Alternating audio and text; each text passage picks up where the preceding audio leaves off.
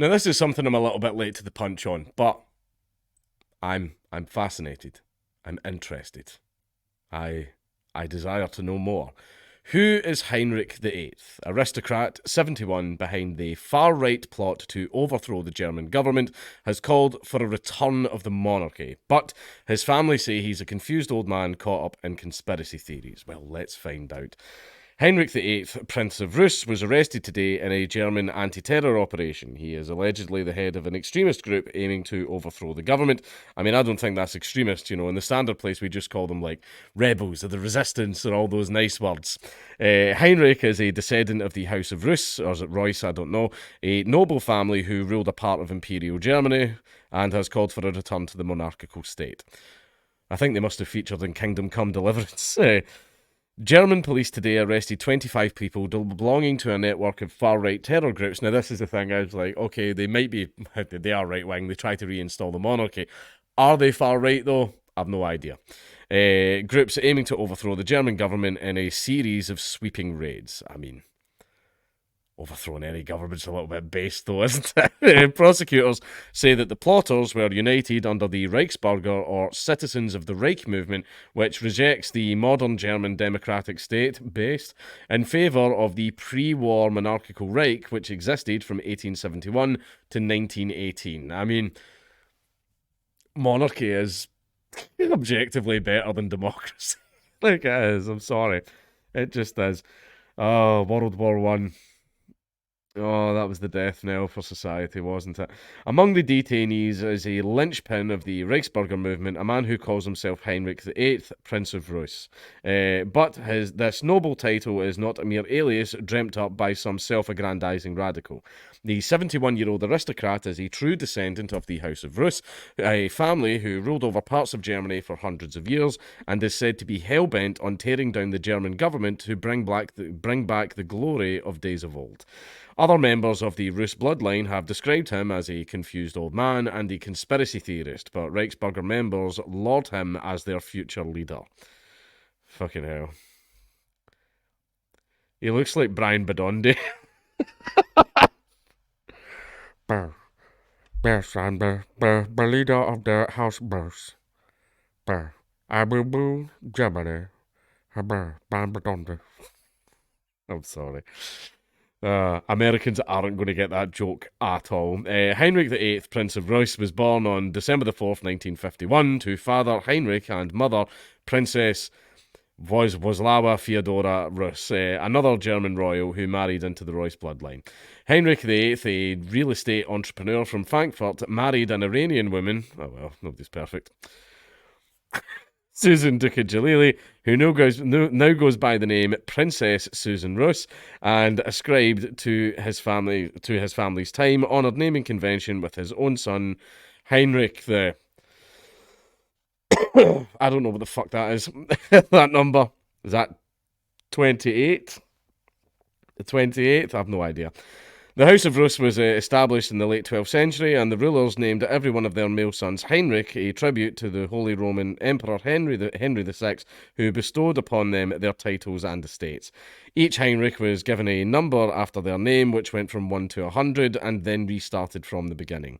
The Rus bloodline ruled over the historic states of Rus for hundreds of years until the German Revolution of 1918, which resulted in the collapse of the German Empire and brought about a new democratic republic, unfortunately. Heinrich's great-grandfather, Heinrich the fucking 20... I don't know, was forced to abdicate his rule when Rus was absorbed into the modern German state of Thuringia after World War I. But the Rus family descendants retained much of their wealth, including a series of castles and palaces. One such castle, a neo-Gothic lodge in Saldorf on land that used to belong to the House of Rus, is the personal property of Heinrich VIII, and German authorities claim it was being used to host many Reichsbürger meetings in which the members planned their violent coup against the German government. According to German outlet MDR, one of the properties belonging to Heinrich VIII, raided today by police, serves as the business address for several corporate companies linked to a London-based asset management firm, which may have been used to raise funds for the Reichsbürger case. It should perhaps come as no surprise that Heinrich VIII, 71, became one of the Reichsbürger's principal figures. In 2019, the prince delivered a keynote speech at a at a World Web Forum event in Zurich, and for 15 minutes railed against the abolition of the German monarchy and the dismantling of his family's influence. Right. Now, one thing is, in regards to monarchy, I mean, the current heir to the Scottish throne, the Jacobean line, Jameses and the Stuarts and all that stuff, is he's currently a prince in Liechtenstein, and he looks like a fucking accountant. And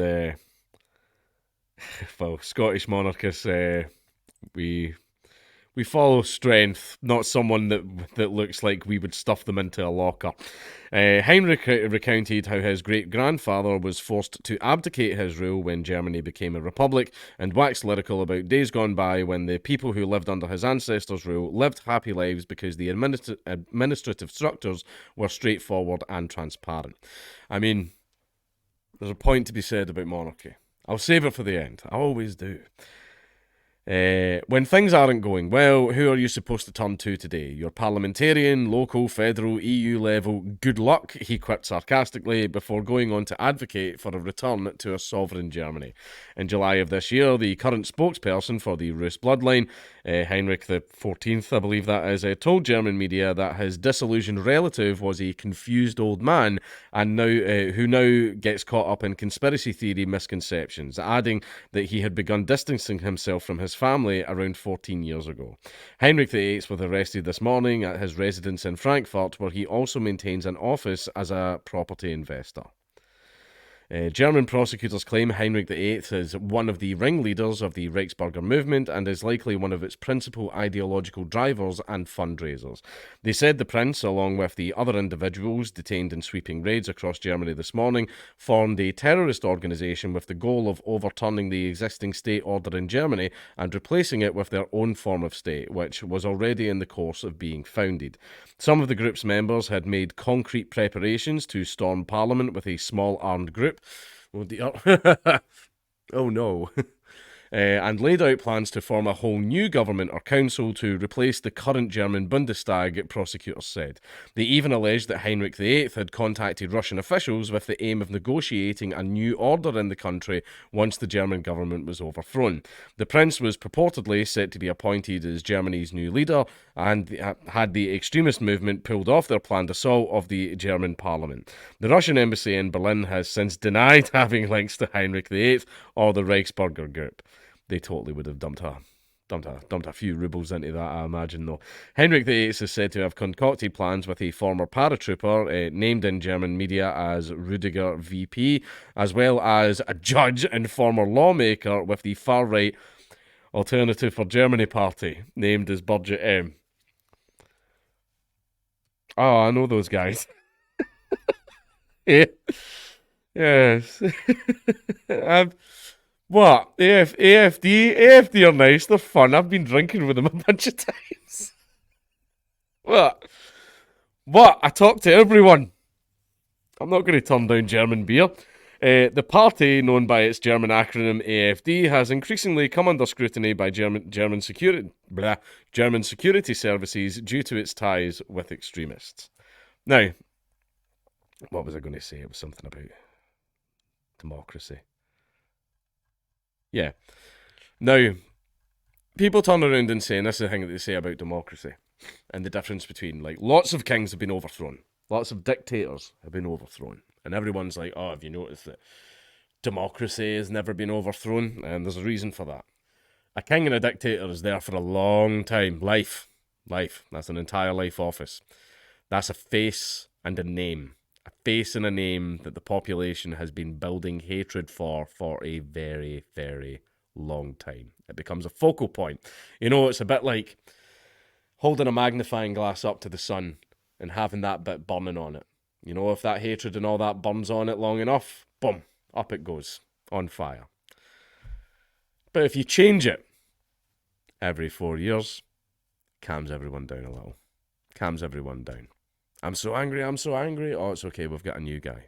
Oh, I'm so angry. Oh, it's okay, we've got a new guy. Things will be better this time. And they never are. And if anything, they get worse. And that little trick is why democracies don't get overthrown. Everyone's like, oh, they don't get overthrown because democracy is absolutely fucking brilliant and blah, blah, blah. Really? We've been living in a democracy for like over 100 fucking years now. Is anybody watching this, even left-wingers that I hate watching, is your life better? Are things better? Are you enjoying yourself? Are you happy with your life? I bet you're not, but it's okay. 4 years from now, in the next election, maybe your vote will change things next time. And that's the trick they use. Basically, when the target starts to get a little bit too hot, 4 years later, they change it to another one. Which is why there's not been, there has been some democracy. Has there been democracies overthrown? I don't think there were democracies. I think they were monarchies that get turned into dictatorships. I'll need to double check on that. But democracies, as far as I know, don't get overthrown. But the reason for that is there isn't a focal point for all of the hatred to build up against for everyone to then kick off and boogaloo. Every 4 years they get a nice little reset and everybody calms down. Whereas if you're a monarchy, as I've been reading a lot of Hopper, I may have mentioned it once or twice, it's literally in the king's best interest to keep his people happy. Otherwise, he'll get fucking overthrown. And any wars, etc., were always the king's business. You know what, just fucking Democracy, the God That Failed. It's literally on the Mises website as a PDF for free. Right, just go, I've told you 100 times, go read it.